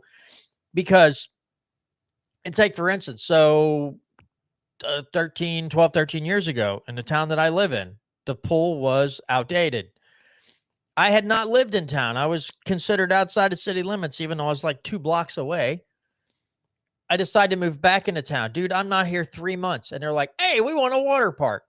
And it's gonna go on your personal property tax bill. Now, everybody's voting on it, but it's like, wait a minute. What about the folks who rent? Because it was, it's only going to cost you this much money. But then my employer at the time, his wife, called the county hall and said, how many personal property tax payers or how many personal property tax bills go out to Owensville? And they gave him the number. And then she broke it all down, and it was like going to be 3 times as much as they said. They lied through their teeth the whole time. And they're like, well, if you own a business and you own a home and you own this, you're getting double and triple hit, because your business is going to pay for it. Your personal is going to pay for it, and all these things. You only get the one vote, though. Right. You only get the one vote. And it's like, yeah, you just incentivized people who maybe rent their home or rent an apartment, maybe don't have a car. They get to still go and vote yes for this water park and won't pay a penny on it. Like, that just seemed like a really ridiculous way of going about things. They got it, though. One of the worst bills, not this category of bills, that we see regularly in the legislature, that I voted against every single one of them in my 6 years there, are the transient guest tax bills. Have you seen those? Where, it's a fee for, people who are staying in hotels. And it's an insidious system. So how it works is somebody puts forth a bill, usually because their city councilman or mayor or whatever asked them to. And all the bill does is authorize that political subdivision to put on the ballot in their jurisdiction a tax for hotels and motels. And the argument goes, well, I didn't vote for a tax increase. I didn't file a tax increase bill. I'm just allowing the people to decide. Right, except for none of the people that get to vote on that are ever going to stay in those hotels. Nobody stays in a hotel down the street from their house. I mean, I guess a few people do, but very few people do. And so those taxes overwhelmingly pass, almost always. And guess what? In the legislature, they overwhelmingly pass as well because, well, it's not in my town. Who cares if they want to vote themselves higher taxes? And so it's pretty much a rubber stamp on higher taxes across the board. And to me, it's the easiest thing to vote no on, because it's taxation without representation, pretty well like by default. And on top of that, it's the legislature deciding an issue that is going to have an obvious result on behalf of a group of people that, they don't even represent. It's just a terrible thing to do. And we do it constantly. To add to that real quick too, because here's another thing that sticks in my craw a little bit, is licensure. The amount of licensing fees that between city, county, state forces these businesses to pay, to me, an extortion fee to operate within a set zone of some part of the state. You have to jump through all these fiery hoops before you even open your doors. What's your opinion on? To me, it's just one of the most ridiculous things. There's few things more irritating than hearing a legislator say, I'm pro small business. Okay. Well, where's legislation maybe that eases up on the burdensome regulations and licensure fees and all these other things that you require. It just, what are your thoughts on the whole thing? It drives me insane. So here's a little hint. When someone says that they're pro-business, they can actually be very honest with you and still vote for obnoxious licensing. Because what they're saying is, I'm pro-established player who's not going to be affected by this licensing, and I'm pro giving them more money by making their competition go out of business or not come into existence to begin with, because we made them jump through all these hoops, right? So they're still pro-business. They're just not pro-free market, right? There's an important distinction there. As to myself, so the bill that I did pass, I referenced earlier, was eliminating licenses for home-based businesses. The idea is that if you are operating your business 100% out of your house and you are doing so in a way that is not impacting your neighbors, you should not have to ask government for permission first in order to do that. That is insane. It was a big fight to get it passed. And then once it was passed, it was a big fight to not have it repealed. There's a particular rep by the name of Bill Faulkner outside of the, I can't remember what area he's from, part of the state, Southwest Missouri, I think, that every year he files a bill to just doesn't do anything but repeals my bill. Because all of the little local municipalities are all so frustrated that they can't tell people no when they want to come to them and, start their little business out of their basement. All my bill says is that, you can pretty well do what you want as long as you're not harming your neighbors. It's basic property rights. But apparently that's controversial these days because local mayors and city councils want to be able to say, well, we don't really need any more barbers in our town. And, you did the money thing, but amazingly, nobody cared about the license fee. That was not a thing that anybody pushed back on. And I asked around and actually kind of found out how much they're collecting in license fees. It's not a lot of money. The issue is they're telling people no. They're just saying, well, we're not going to take your $15. We're just going to say, no, we don't want your kind here. Move along. And that was the problem the bill was intended to stop. It wasn't about the license fee. It was about the ability for them to tell you what you can do in your own basement. That is crazy. That's craziness. So that they would care so much. Because again, the whole point was that you emphasized that it has no effect on the neighbors. It is just someone who is conducting business that just happens to only do in their house. They would come up with enormous amounts of what they call parades of horribles, right? Oh, well, what about the guy who wants to, change oil in his driveway and he dumps the old oil in the river when he's done? And all of these scenarios, I went to the point where I was literally challenging people, whether it be the lobbyists or the mayors that would talk to me and complain about this. And I would say, can you give me a actual example of how somebody could do a business that would be allowed under my bill that would actually cause harm to the neighbors of the community or lower property values? And every single example that everyone came up with, I was able to say, oh, look at paragraph 3 where it says you can regulate that. You can't dump the oil in the river. It doesn't allow for that.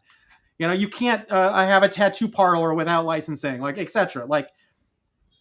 The law already allows for restrictions on bad actors that people are actually causing, property values to go down. What it doesn't allow is for the local government to just decide that, if you're going to be an accountant and you want, clients to come and see you in your home office, you need to put in a sprinkler system, or, you need to do, have 18 handicap parking spaces as a condition of your permit, right? Those are fictitious examples, of course, as well. But the reality is that's what they would do. They would use the license as a cudgel to tell people that they needed to either not operate at all or change the nature of their business in such a way that they wouldn't be profitable or it wouldn't make sense anymore. The number one thing that I would hear is, well, we want them to open a business in a retail location in a commercial district. We don't want them working out of their house because that's not what that's for. How the hell are you to tell people what their house is for? We had when the recreational marijuana passed in Missouri, I was at another meeting. Some of the county board was there, and the guy's like, well, if we had this big grow operation come into Gasconade County, is I just don't think I want that. And I was like, it doesn't, you people constantly complain about tax revenue. Let's say somebody came in and wanted to buy up couple thousand acres and have this big, you're going to tell me because it's weed that you're like, nope, we don't want your tax dollars. We want other tax. Like, dude, there's nothing in Gasconade County that just sticks out in this state where people are like, we got to go there. I mean, the thing is, Tony, I kid you not. I watched people on Facebook during this whole debate, was rather one-sided, for this new water park. And I was like, it was so stupid. People were like, well, businesses won't come in if you don't have a water park. And I said, are you telling me right now that some dude that wants to open up a factory drives through this town and goes, they don't have a water park, not going there? What is your deal? And then it got to the point where there was a page on Facebook dedicated to people like, this is for an open debate, right? So somebody finally just goes, well, since you're voting no on it, are you still going to go? And I said, why would I participate in my own theft? Now, what's funny about it is the day before the vote, they took all of the dissenting people in the comments and erased all the dissenting comments and only left the pro comments on that page. It was rather interesting the day before. It's like, that's funny. Your open debate suddenly is not so open anymore. It's hilarious. So I should have mentioned this before when you asked me about my priorities, because this is on the top three issues. Is I had a bill several years ago that dealt with local governments or political subdivisions in general spending taxpayer dollars to educate voters on ballot issues. Right, all across the state, I've got a little folder somewhere of all these examples where they will have, the council will put a thing on the ballot to like have a special tax, sales tax for the water park or whatever. And then they'll spend $30,000 sending flyers to everybody's house talking about like a yes vote means, and then it's like a smiling kid like having fun in the water park. Like a no vote means no water park, and it's like a grumpy kid or whatever. And it's like, it doesn't tell you to vote yes technically. And so currently under state law, they're allowed to do it. But they are advocating for a ballot issue very clearly. I brought it in as a prop. I wasn't allowed to bring it in committee because you can't have props in committee. But I showed it to people afterwards when I had my bill. A local jurisdiction in St. Charles County, it was Darden Prairie, Brandon, since you would know where that's at, years ago had a parks measure that they were putting forth. They wanted a tax to support the parks. And they literally made Frisbees. Support your parks. Don't forget to vote on Prop P. And they handed them out at City Hall. They didn't say vote yes on Prop P. Right? You just said vote on Prop P. Vote on yes. And they said, well, that's educational. It tells people that there's a vote's coming up. Like, are you kidding me? Oh, man. Didn't Sam Page, the St. Louis County executive, didn't he get in trouble for the same thing? Well, and I'm really, really hoping that like he ends up losing that and we get some actual real precedent that like, yeah, all of these municipalities' interpretation of the statute is incorrect. Because in my mind, just because you do not say vote yes or vote no does not mean you're not advocating for something. And in my mind, what my bill literally all it did was say, if you're spending tax money on printed material, the same definition that we use for campaigns, so, a billboard, a handout, a mailer, any of that, all you can do as a political subdivision is print the full text of the measure being voted on or the ballot language. And that's it. No editorializing. Because at that point, if all you're going to do is say, hey, this thing is coming up, just so you know it's going to be on your ballot, here's what it's about. Well, what's more educational than the actual thing they're going to be voting on? Right? Yeah. Yeah, especially since it looks like St. Louis is looking at a $60 million deficit. St. Louis County is $60 million deficit in their budget coming up. Yeah. All right. They say if they don't make changes, they'll be bankrupt by 2027. I believe it. Go figure. All right. Well, we got just a little over 6 minutes left, Tony. Any parting words for the listeners or viewers tonight before we end the show? Well, obviously, if you're in the Wentzville area, District 63, appreciate your support. If you're not, one of the biggest things in general is whether or not you've got representation that you think is on your side or is politically aligned. I encourage everybody that considers themselves a small government person, whether they're in the Republican Party, Libertarian Party, Independent, or those 7 Democrats that actually supposedly want small government, have a relationship with your elected officials, get to know them. And you know what? Even if they suck and vote the wrong way, you know what? build those bridges as best you can, because the reality is there's not enough of us that really want small government. We should not be the ones alienating the elected officials. There are plenty of people to fight the battles and tear down, the walls and burn down the Capitol. It shouldn't be our people. Our people should be mending those fences, building those bridges, and doing the best we can to chip away at government anywhere we can. And unfortunately, sometimes that means you gotta, kind of cozy up to people who are maybe not the best of our friends. That's the process. That is politics, and we need to learn to be good at it, because God knows the other side is much, much better at it than we are. So the more we can do and the more we can make a change, the better we are.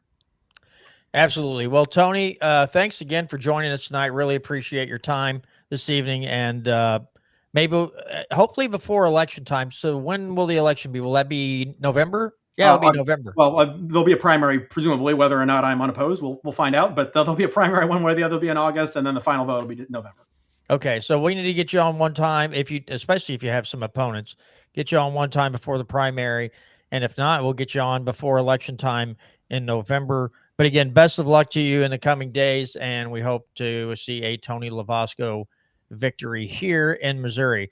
Well, folks, that's going to do it for this week's edition of the Missouri Liberty Report. Again, to all of those who watch on YouTube, Rumble, Facebook, listen live via podcast app or at molibertyradio.us. We appreciate your continued viewership, listenership. Don't forget, if you're on any of those apps or sites, that you give us a like, you give us a follow, leave us a rating or a review so that more people can find the message of liberty here in Missouri. And with that, I say to you, we will see you right back here next week, Tuesday evening at 6:30 p.m. Central for another edition of the Missouri Liberty Report.